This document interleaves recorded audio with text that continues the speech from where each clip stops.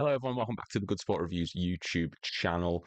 We're still not over that win. That win yesterday. We are still not over it. Liverpool absolutely trouncing Manchester United 3-0, turning the fears of dreams into the stuff of nightmares. And today we're going to look into it a bit deeper now. Just want to sort of clarify, I am by no means a tactical mastermind. I am not Arne Slot. I am not Jurgen Klopp.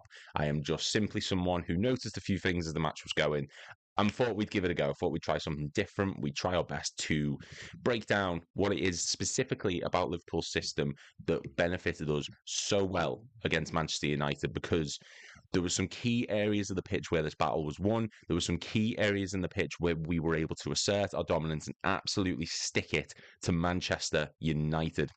And if you guys could, please subscribe, get involved, leave comments down below, tell me what you thought of the match. Did you think it was a routine win for Liverpool? Do you think it was United were really poor? What do you guys make of this match? Because there's a bit of both for me. This feels very sort of, we were outstanding, but United were poor. I'm sort of going to break that down bit by bit. And yeah, as I say, by no means a master tactician. By no means am I going to be able to become Pep Guardiola in the future. But there were some key things that were really interesting to look at. And I'm also going to make some comparisons to last season's match at Old Trafford, the 2-2 draw, where a lot of people say that's where the title really started to slip from us. I've got my comments down here, so if you want to get involved, let me know. I'll read them out as we are. I suppose the best place to start off is the formation. Now, Liverpool and United both operated, it seemed to begin with a 4-3-3. But as Arne Slot rightfully pointed out at the end of the match, United this season have been playing in more of a 4-4-2 with more of a press from the 9 and the number 10. So with that, you'd have to actually be Xerxes and Rashford or Fernandes. He exploited that, and that was such a key thing in winning this match, because midfield with the likes of McAllister, Gravenberch and Szoboszlai is where the match was really won. Now, we've heard so many pundits, so many content creators, so many players, previous and current, say United leave gaps in midfield. That is the biggest area to exploit with them, because you've often got players like Fernandes wanting to push forward. You've got players like Kobbie Mainoo wanting to push forward. And then you leave Casemiro, who has to come deep because he's not a forward-thinking player per se. And then you've got this huge area here in the middle of the pitch to exploit, this massive gap in the middle of the pitch, which anyone can break into. You know, thinking of this midfield three here, you've got Jota operating as more of a false 9 as he did yesterday. He was coming in a bit deep. You've also then got Szoboszlai, who's able to fill that gap. McAllister, probably around this mark somewhere. Gravenberch also around this area. So there was so much area to exploit. Faye Southall says, yes, United made a lot of mistakes, but we caused it by our pressing game. We absolutely did, and that was the key part where this match was won. If you look at the stats for all the players who were actually in that midfield, Gravenberch was boasting about 6 tackles, in that match. So if we go here to Ryan Gravenberch, scroll down, you might not be able to see it just yet. Let me just move my face so that you guys don't have to look at that ugly mush. But yeah, Ryan Gravenberch, 4 interceptions, 2 tackles, 1 clearance. He was fouled 3 times. He was constantly looking to put in that tackle. He was constantly winning to win every single ball. And the same goes for Alexis McAllister, who actually registered more tackles than Gravenberch. And I don't think that got touched on a lot by pundits because of how imperious Ryan Gravenberch was. 6 tackles. He was dribbled past twice, but he also made 3 clearances. And yeah, he was both that midfield pivot, both of them two in the middle of the pitch was absolutely outstanding. I'm actually going to put myself on the left here, but yeah, they really operated well. Quite often when one went, the other stayed back. So let's sort of bring them back here to where we were on our side of the pitch in the formation that we set up with, but it didn't stick that way for very long. So the way it was working, if Gravenberch was to go, which we saw, into this space left by Manchester United here in the middle of the pitch, McAllister would often sit back. He would tend to be the deep line playmaker, so to speak. He'd be the sort of the pivot in midfield. And Gravenberch was allowed free rein to run forward, as was Szoboszlai, as was Salah, and as was Diaz. Now, Diaz and Salah quite often came narrow because of this gap in midfield. And there was actually a point where United sort of went into a Let me just remove this. He went into a sort of 4-2-4 kind of formation. Mainu, Casemiro were there. Xerxes was there. Garnacho started to actually come narrow at one point, and Fernandez actually went out wide. And then at that point, it all just went wrong for them because Casemiro continuously giving feel his passing was woeful yesterday. In fact, if we look at Casemiro, just bear with me 1 second while these things get muted. Give me 2 seconds.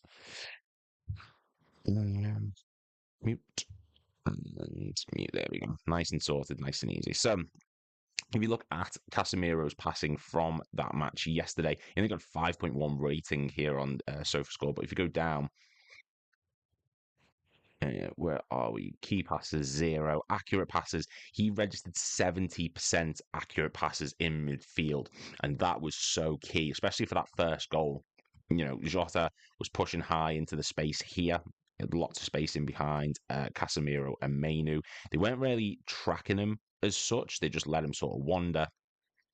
As well as that, you've also got Szoboszlai, Gravenberch. They were ready to pounce. McAllister was often in that pocket there. Garnacho and Xerxes had to come back and try and defend from him. But then you also had Diaz and Salah. And a big thing that Diaz is so good at, which he doesn't get a lot of credit for, is he's able to beat a man. He's able to take on an opposition defender. And there were points where Mazraoui was having to come over to Diaz, and because he couldn't handle him, Delat was having to come there. So then Szoboszlai had space to operate in, or if Casemiro was sticking with him, Jota had space to operate in. And it worked so well, especially for that Trent goal, which didn't actually come off. With that one, Gravenberch was here in midfield. Casemiro giving the ball away consistently, and Gravenberch cuts across here. Good ball into Diaz, who was able to find space because Delet went with Gravenberch. Diaz went out wide. Mazraoui couldn't keep up with it. And then a good ball across for a Trent, who, to be fair to Trent in this match, I think he was forward thinking, but he wasn't operating in the same sort of style that we know him to in the past. If you look at his average position,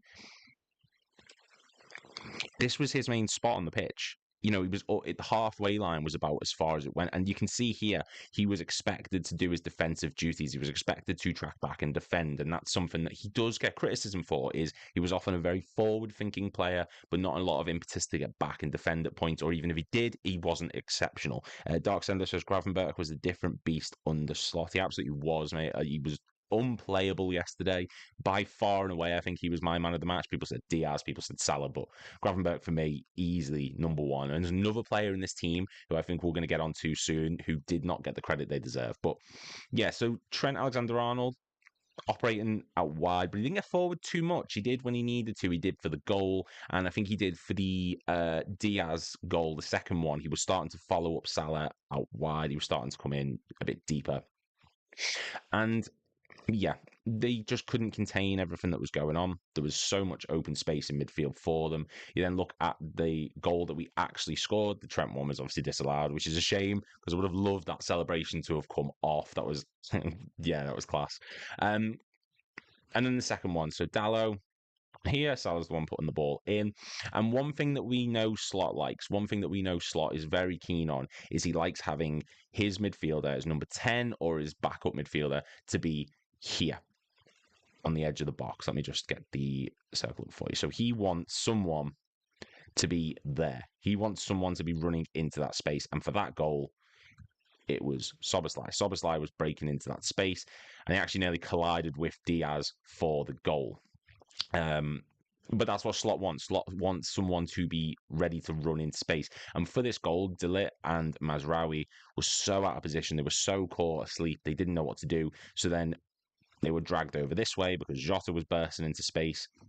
And that left this on the pitch there, a huge gap in the box for Diaz and Szoboszlai at the back post. Szoboszlai misses the header, or I'm convinced Diaz says leave it because he does duck his head. People are saying he wouldn't have got it. People are saying that he wouldn't have been able to get that one, but I think he just ducked because Diaz was screaming at him, and it worked off, thankfully. Could Onana have done better? I don't think with that one. That was as far post as you were going to get. But yeah, it's something that Slot really enjoys. Is having that midfielder who's going to come in late, who's going to make things happen in the box. And you see that here. So of the midfield three of McAllister, Gravenberch, and Soboslai. Soboslai was actually the one who went further forward the most. Gravenberch would often break into space as soon as he got the ball. We saw that for the first goal, and we saw that for the disallowed Trent goal. How easy it was for him to run into space in the middle of the pitch, especially in this area here. He was so important to making things happen in midfield. And you'd think, well, then surely he's going to be the more attack-minded one, but he actually wasn't. He was one of the ones who stayed further back. McAllister was the deepest in this match. He was the pivot, so to speak, or the single pivot, even though it's a double pivot technically. Gravenberch was just given free rein to run ahead, with Trent and Salah often pulling players off towards them, creating space, and Soboslai was the one who just made things happen in the final third, and he absolutely did. He pressed the life out of Casemiro, who did not know how to handle Soboslai. So we're just going to get this set back up to the way it was, because McAllister a little bit deeper, Gravenberch was sort of here in your midfield, Soboslai a bit higher up, and you had Jota there, Diaz out wide, and the same with Salah. And it worked out so well that United switched to that 4-2-4, because I think they were expecting it to give them a bit more solidity in midfield. But you need, if you're going to do a 4-2-4, if you're going to play two midfielders in this system, you need midfielders who are going to move. And Kobbie Mainoo, you know, God love him, because he absolutely tried his hardest yesterday. Look at his heat map. He was all over the place. He was getting pulled pillar to post. And I think he did put a good showing in some regards. But Casemiro, that bit there, that huge circle just above his name, that's the only area he operated in. And then you look at R1, and one player who was able to really exploit that was Diogo Jota, who's hovering around that same area. He did not give Casemiro a second, and when he was on it, he was putting Casemiro under pressure, and he was giving the ball away. He was giving the ball away to the likes of Gravenberch and McAllister, who were ready to pounce. Jota, his role went underappreciated, I think, yesterday.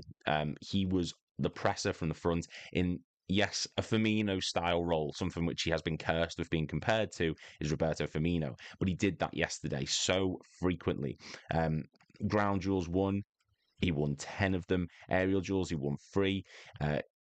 One interception. He was pressing. He was pressing. He wasn't the tackler. He wasn't the man trying to win the ball back, but he was the one putting pressure on Casemiro, because he knew he had the mistake in him, and that's exactly what happened. The ball gets passed off. Gravenberch's able to pick it up with McAllister, and Soboslai's there also. There's 3 options in midfield, whereas United have got Mainoo, who's doing all the running around, all the forward pressing, all the movement going forward, and Casemiro, who was just a log, who couldn't do anything, kept giving the ball away. His age has finally caught up to the Champions League winner. And this is why I said in a separate video that Ugarte is going to be a huge solution for Manchester United. They could have done with him yesterday. I think if they did, this would have been a very different game in certain regards. They would have at least had a bit more composure in the middle of the pitch. They probably would have taken Casemiro out, maybe even, dare I say. But yeah, that was that one. You then got to the other goal. So Diaz, who was absolutely class yesterday, by the way. And one thing about Diaz was he was so narrow. Or not narrow, sorry. He was so wide that it's refreshing to see, because we saw him under Klopp, he was having to cut inside quite a lot. This bit here, this graph here of his heat map, he was sort of doing both. It felt like he was given free rein to do what he wanted to do, and I think that's where Diaz shines the most. He was able to beat a man. He was able to come deep and receive the ball if he wanted to, as you can see on his heat map there. Let me just get it back up. But you look at Diaz there. He was able to come and receive the ball from the likes of Andrew Robertson, who didn't cross the halfway line as much as we're used to seeing from him. He felt very reserved at points. He would give it off to Diaz, who would then give it off to Soboslai. And then Diaz would often get him behind, as you can see with the heat map in the top left bit. So it was very give and go. It was just one touch slick passing. And there was one moment where Soboslai should have scored in the second half, I believe it was. And it was just pass around the defenders, wait for space in the middle of the pitch to open up. And we really should have scored from that. We didn't. Unfortunate, but yeah, that is what it is. Yeah, just going to have a sip of my coffee. Mute this so you don't have to hear it. Beautiful. It is a 9:15 in the morning. I don't normally do the morning streams, but this was all fresh in my mind. I was up till really late work and like going through it all because I just couldn't get out of my mind just how well we played. We were exceptional. Now, there was another thing that Slot touched on after the match, which was bear with me, just let me close these. So their style is their fullbacks oftentimes really high, and then Casemiro comes in between. So if you can pick the ball and keep Luis Diaz and Mo Salah high, you're constantly in a one-on-one situation, and then you need midfielders that can run, and we had 3 of them today that kept running, and if they arrive in a duel, they were aggressive enough to win it, and that is absolutely what we are saying. That is spot on, because Mainu wants to push forward. He wanted to get into the attacking areas. And then got Casemiro, Dallo, Mazraoui here. You've then got us, so Jota is again occupying that pocket in behind Casemiro, ready to give and go, He wants to win the ball and pass it off to someone. And then you've got 3 midfielders essentially smothering Casemiro. Mainu would track back, but at that point, even so, you're still in a 3-on-2 situation. And when Slot says, you'd end up with Diaz and Salah in a one-on-one situation, that is exactly what would happen. Because all the focus would be drawn here. Rashford was coming in deep.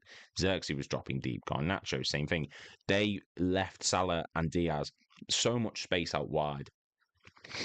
It wasn't all perfect. I think the finishing at points could have been better. That Szoboszlai shot in particular was poor. But other than that, there's not a huge amount you can really critique on this Liverpool side because they looked so good going forward. And another thing as well was if Trent went, as you can see on the heat map again, Trent often stayed in that position. He went further forward than Robertson. And I think the reason for that is Slot only wants one of his fullbacks to go up. He doesn't want both of them to go up because by comparison, we look at Man United versus Liverpool last season, the 2-2 draw at Old Trafford. We go to the team here and we go to the average positions. Keep in mind, remember, this is last season. This is Klopp's last campaign. Look at the Liverpool fullbacks. There is Andrew Robertson. There is Connor Bradley. Look how heavy the heat map is in their half. Leaving Quansah and Van Dijk to do the defensive work. We were far too attacking committed. And there's no disrespect to Jurgen Klopp in the slightest. We love Jurgen Klopp. We absolutely do.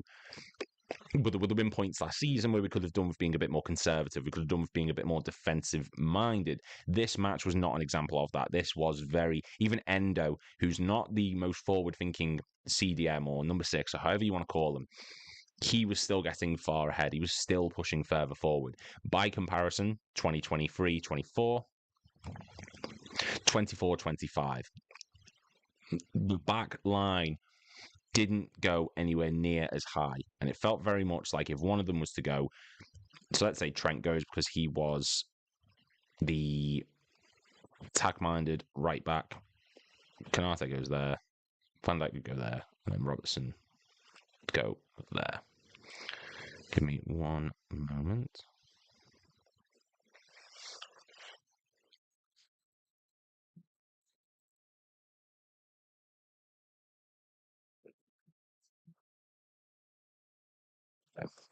So yeah, Trent moves forward, he creates options there, and then Robertson, Van Dijk, and Konate stay as the 3. If Trent does decide to come back, and Robertson wants to go ahead, same thing there. But then at times we saw McAllister would drop deep and give that extra little layer of protection there. So it was terrific in that regard. It was very give and go. It was very positive thinking. The fact that we've got these incredible attacking fullbacks and we didn't necessarily need them to go as high as they did the season before.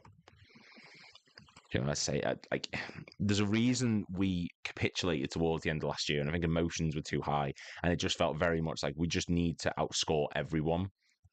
That one yesterday was a lot more composed, a lot more reserved, a lot more patient. It felt in the build-up, a lot more patient. It felt in regards to everything defensively. And one player who did not get the credit that I think they absolutely deserve from that match yesterday was Ibrahima Konate, because he was terrific positionally. He was so good positionally where United tried a couple times to just lump the ball forward and get him behind. They tried to get him behind the likes of Canate. So with the midfield press being the way it was from our three, from Gravenberch, Soboslai, and McAllister, United felt that the best way to win was just to lump it long, lump it on, and let Rashford try and break into the space here.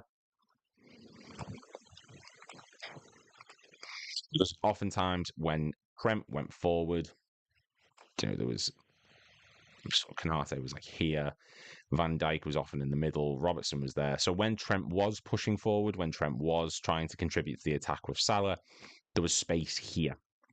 And that was where they'd lump it. Fernandez or Mainu often would do it. Mazraoui put in a good few crosses, I think. Rashford trying to break in behind, and Canate completely matched it. He was so switched on positionally. Taking a look at Canate's stats, let me just get his actual statistics up. There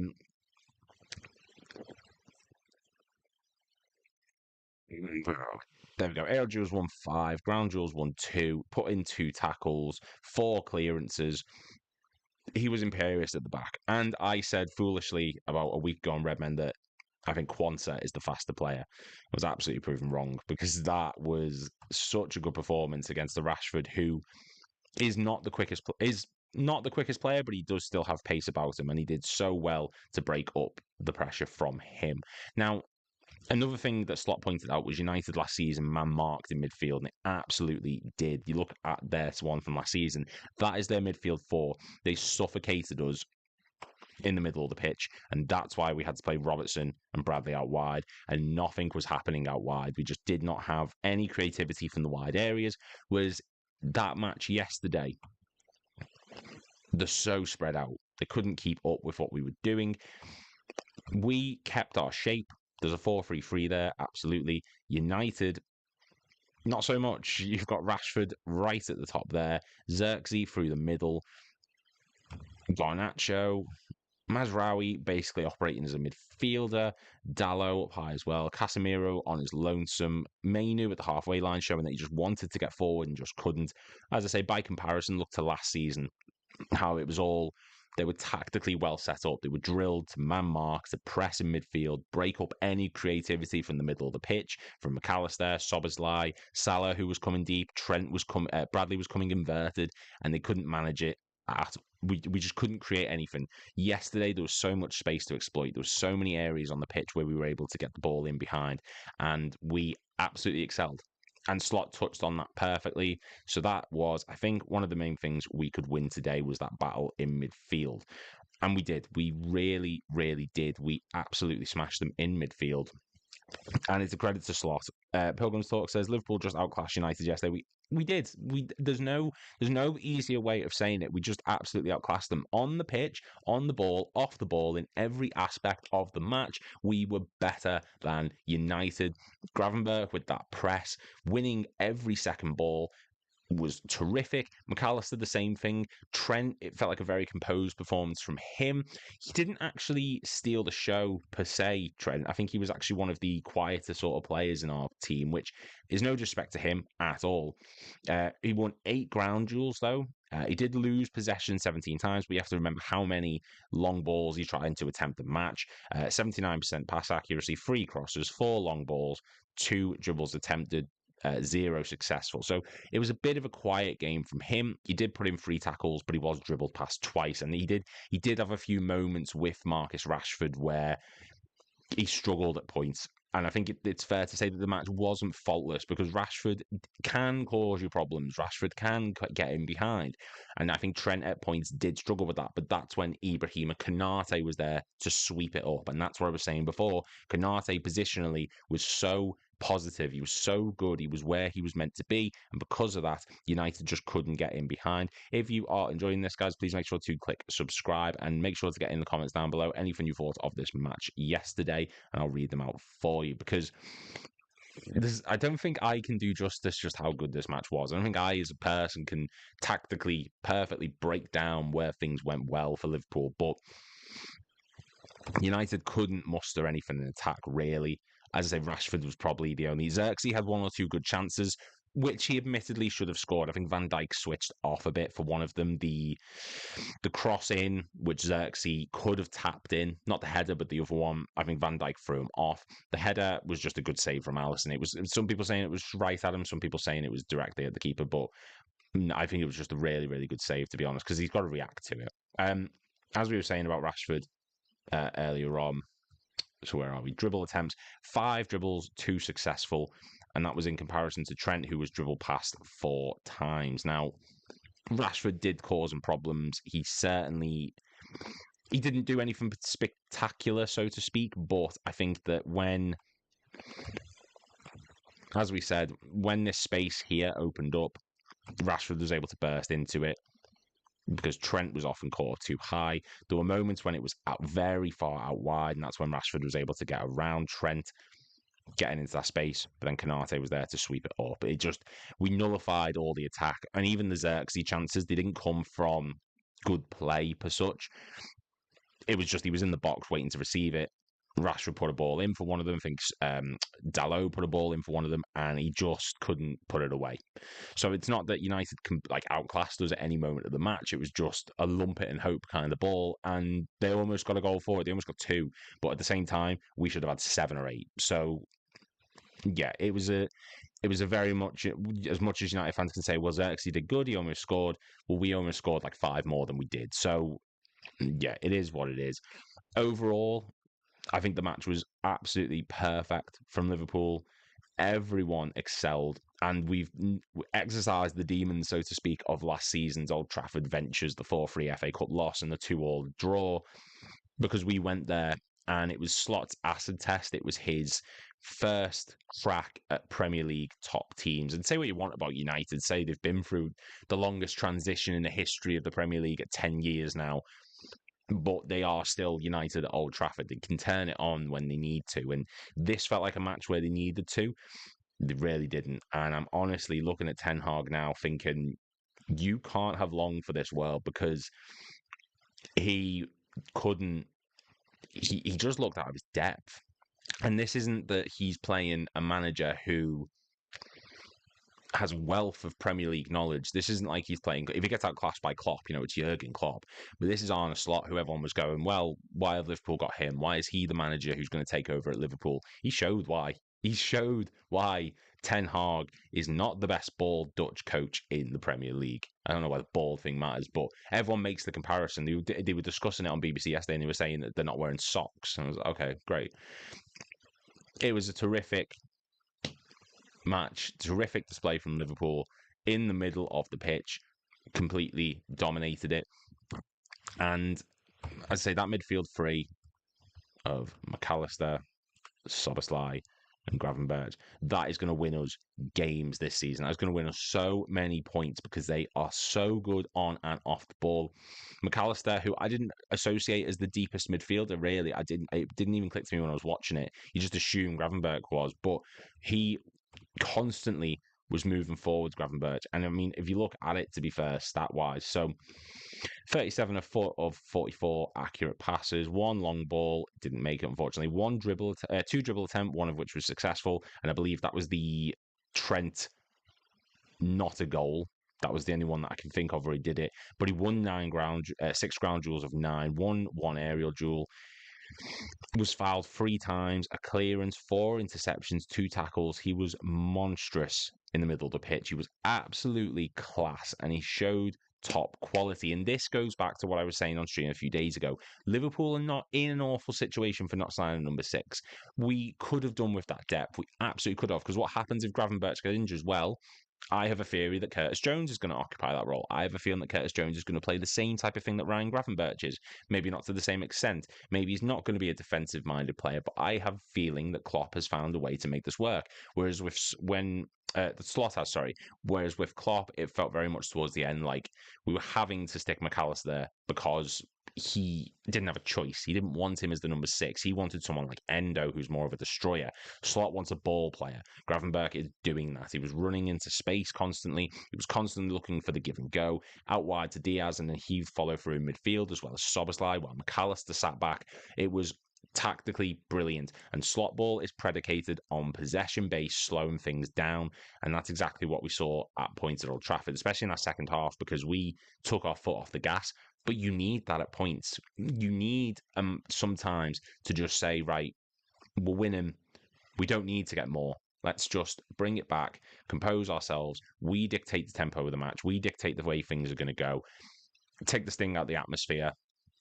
And yeah, that's exactly what Liverpool did in this match at Old Trafford. Thank you so much for watching, guys. Thank you for getting involved in the comments. If you could, click subscribe, because we want to get to 3,000 soon. I love doing these things. If you'd like to see more of them, let me know in the comments. Thank you very much for watching.